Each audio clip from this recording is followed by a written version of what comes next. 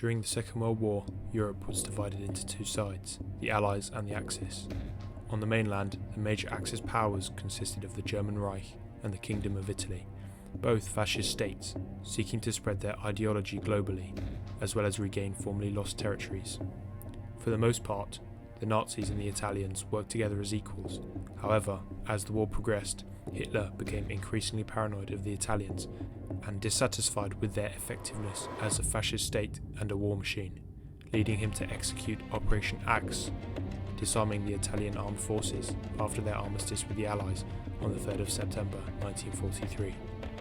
This was done in order to prevent Italy falling quickly to the Allies, as by this point the Allied invasion of Sicily was well underway. It was hoped this wouldn't allow Germany to be opened up to an invasion from the south, as the Nazis took over Italy, and it became a puppet state of the Third Reich. The Allied invasion, however, reached the mainland, and by September 1943, despite a strong German resistance, the writing was on the wall for the Nazis, and plans for withdrawal were being made. By this point in the war, it was clear that the Allies had gained the upper hand, and unless something drastic was done, the end of the German Reich looked to be certain, with it just being a matter of time. This led to Hitler coming up with some extreme measures to swing the tide and get some leverage over the Allies, including the alleged plot to kidnap the Pope himself. The plan. As with all Second World War sources, they are murky at best, but there is a good amount of credible evidence to support this theory, and with some historians having investigated the facts, there is reason to believe this was a genuine plan. It goes that weeks before Nazi troops abandoned Rome, Adolf Hitler personally ordered the SS to kidnap the then Pope Pius XII, so he could be brought back to Germany and locked up in the castle. A previously unpublished testimony of SS General Karl Wolff stated, in a written statement to Vatican officials, that he had been ordered on September 13, 1943, to kidnap the Pope. The newspaper Avvenire, which is owned by the Catholic Church in Italy, suggested the kidnap plot was part of a wider plan to abolish Christianity and replace it with a religion in which Hitler would be worshipped as the saviour of humankind. It is said that, instead of carrying out the Führer's orders, the head of the SS and police in Italy, General Karl Wolff, went to the Vatican to warn Pope Pius XII of the danger he was in.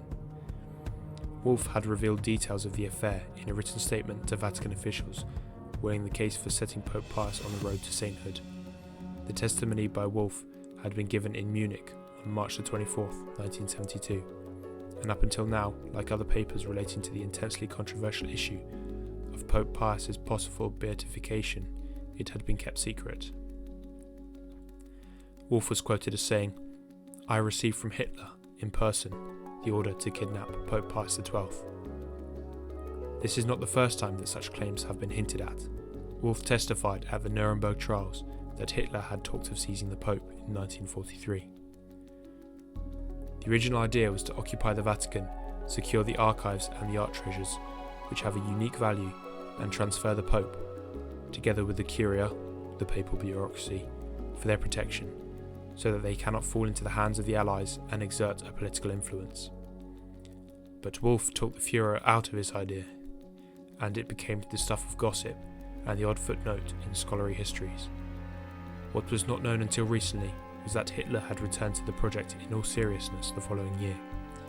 On his return to Rome after seeing Hitler, Wolff had asked to see the Pope, to report on serious and very urgent matters regarding his person. With Allied troops advancing northwards through Italy, the general, wearing civilian clothes, went to the Vatican for an audience on the evening of the 10th of May 1944, accompanied by Father Pancrazio Pfeiffer, Superior General of the Salvatorian Fathers. Wolff was said to have assured the Pope he would not carry out his orders, but added that, in such a confused situation, the Holy Father was at real risk. Pius asked that, as a token of his goodwill, the general save the lives of 2 condemned prisoners, and this was arranged. Supporting this is former General Major Erwin von Lahausen in his statement at the Nuremberg trials on the 1st of February 1946. where he said that Hitler had ordered the Reich Security Main Office to devise a plot to punish the Italian people by kidnapping or murdering Pius XII and the King of Italy. But Lahausen said Admiral Wilhelm Canaris, head of the German counterintelligence service, informed his Italian counterpart, General Cesare Ame, during a secret meeting in Venice on July the 29th and 30th, 1943, of the plot. Lahausen and Colonel Wessel Freytag von Loringhoven were also present at this meeting. According to Lahausen, Ame apparently spread the news and the plot was dropped. Some years later, Rudolf Rahn, the German diplomat to the Italian Social Republic, sent a letter to Robert A. Graham, one of the editors of the ADSS, the historical record of the Vatican during World War II, in the 1970s, which was published by Italian magazine 30 Giorni in 1991, stating that such a plot had existed, but that all documents relating to it had been destroyed or lost. Rahn, however, died in 1975 before this could be confirmed. A few notable historians support these theories, such as John Cornwell, whose version of events centres on Wolfe, but unlike the account of other secondary authors, does not claim that the matter was not to be put in writing. In fact, Cornwell claims that Wolfe sent in about 6 to 8 personnel reports. As with Wolfe's own account, Cornwell casts Wolfe as a hero, whose purpose was to impede the deportation of the Pope. According to Cornwell, Wolfe was able to persuade Hitler to drop the plan. In Cornwell's view, all the facts indicate, therefore, that an attempt to invade the Vatican and its properties, or to seize the Pope in response to a papal protest, would have seriously hindered the Nazi war effort. Another is Dan Kurtzman, who wrote a book on the subject, A Special Mission, Hitler's Secret Plot to Seize the Vatican and Kidnap Pope Pius XII, in which he maintains that the planned kidnapping was real and that the interviews he conducted leave little doubt that the plot was serious. Kurtzman's book has received attention from Catholic and other Christian news sources and advocacy organisations. He also conducted a series of interviews, with his principal source being Karl Wolff. Other interviewees included Rudolf Rahn, German ambassador to the RSI, Eitel Mollhausen, Rahn's deputy, Albrecht von Kessel, the deputy to Ernst von Weizsäcker, SS Colonel Eugen Dollmann, Wolff's liaison to Field Marshal Albert Kesselring, and Peter Gumpel, the Vatican's advocate for canonization of Pius XII. Gumpel has claimed that Pius XII made plans to resign in the event of his kidnapping. This seems to be pretty damning evidence that the plot was at least considered and may have almost made it off the drawing board. However, there are many skeptics. Deniers. Wolff's reliability has been questioned by Holocaust historians, such as Istvan Deák, a professor of history at Columbia University. Reviewing A Special Mission by Dan Kurtzman, a promoter of the theory, Deák noted Kurtzman's credulity and that the latter uncritically accepts the validity of controversial documents and unquestioningly believes in the statements made to him by his principal German interlocutor, the former SS General Karl Wolff.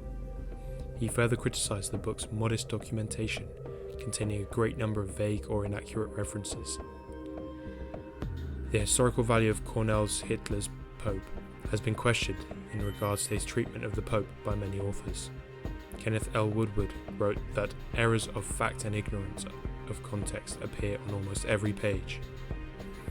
It should also be noted that Dan Kurtzman acknowledges that there are no official German documents that refer to the plot, instead claiming that Hitler prohibited the plot to be put in writing, and bases his book on personal interviews with Germans and Vatican officials. Also, after his release from Allied custody, Kurtzman acknowledges that Wolff was demonstrably untruthful in many aspects of his testimony. Some other sources denying the plot include Owen Chadwick, a professor of history at Cambridge, who, having studied the papers of Darcy Osborne, the British ambassador to the Vatican during the war, argued that the British political warfare executive found it excellent propaganda to put it about that Hitler was just about to kidnap the Pope. The British Propaganda Office fabricated at least 2 German wireless broadcasts in support of the theory, building upon a pre-existing rumour. First, on October 9, 1943, the British released a fake German broadcast claiming that all preparations had been made for such a kidnapping. Then, 2 days later, another falsified transmission stated that the Liechtenstein castle in Württemberg was ready to imprison the Pope and cardinals. It could, however, be a complete coincidence that these rumours were falsified, with the British unknowingly having stumbled upon a real Nazi scheme. Conclusion. Whether this was a real plot or not, it is hard to tell, but like many other stories from this era, it is shrouded in secrecy, and the lines between fact and fiction are blurred. It is certainly possible that it was formulated as a plan, as it has been confirmed that Hitler had far more radical ideas to try to steer the course of the war back in his favour. With the information and sources provided, it paints a convincing image of what such a plot might look like, and it certainly seems feasible. It remains a question of whether the facts are what they say they are, and if so, why ultimately the plot wasn't carried out in the end.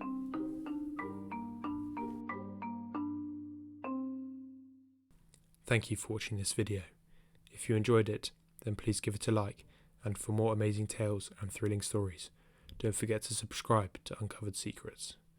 Also, hit the bell icon to stay notified for every release.